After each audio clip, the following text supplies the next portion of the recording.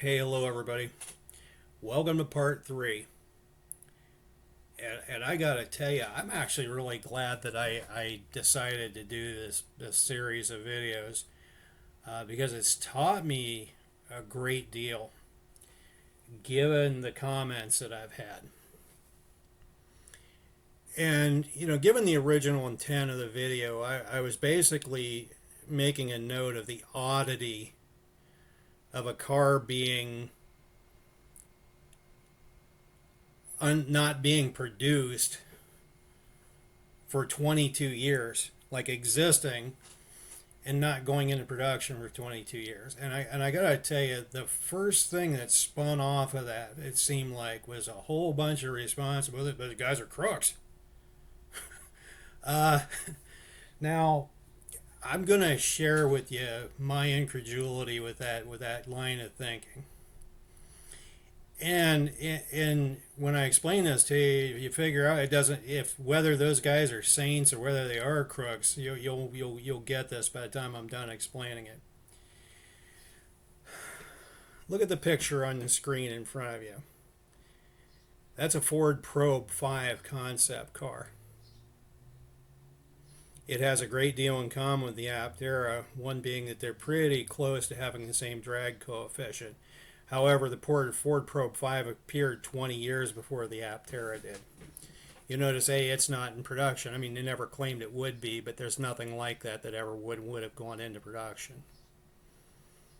Now, had it gone into production, even with the 1980s engineering, it could have not only had that really slippery shape, but it could have had an engine that never wore out, and it could have been made out of body panels that never rust. This car, it could have lasted, I don't know, 150 years and got, I don't know, 100 miles a gallon and cost next to nothing to maintain.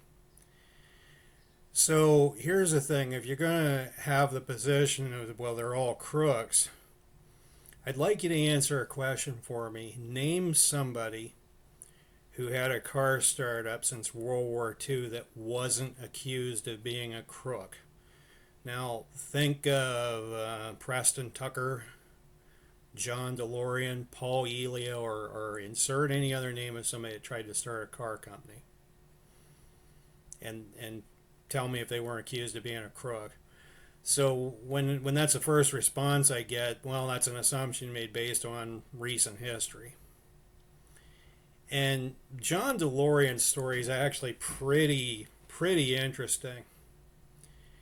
Because one, he was making a car that never rusts. Two, he was getting ready to meet with Smokey Yunick to discuss making the engine in the car adiabatic, which means the DeLorean could have had more horsepower in a Corvette and got gas mileage like a Toyota Prius.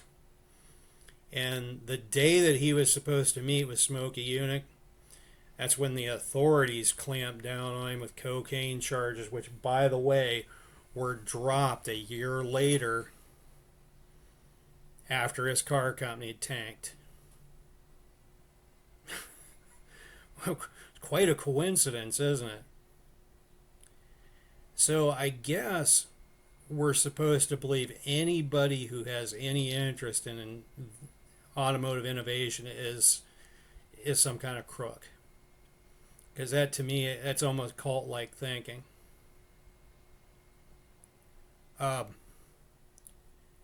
That's about all I got.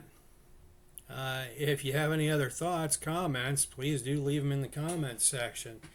And as before, thank you for watching the video.